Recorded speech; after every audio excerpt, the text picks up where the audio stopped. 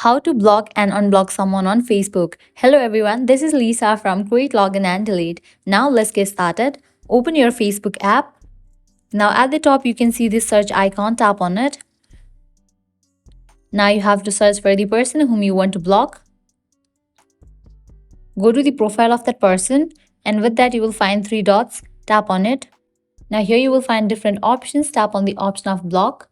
After you block someone, the person will not be able to see your post, tag your page, invite your page to events or groups, message your page. Tap on the option of block to continue. After you block the person, now how to unblock it. Now you have to head towards the menu page. At the top right corner, you can find settings icon, tap on it. Now over here, you're gonna find different sections. Under audience and visibility, you can find the option of blocking, tap on it. Now from here, you can easily unblock this person. All you have to do is tap on this option of unblock. Tap on unblock again. With that, I have just unblocked this person. So this is how you can easily block and unblock someone on Facebook. At the end, if you guys find this video helpful, don't forget to like, share and subscribe. Thank you.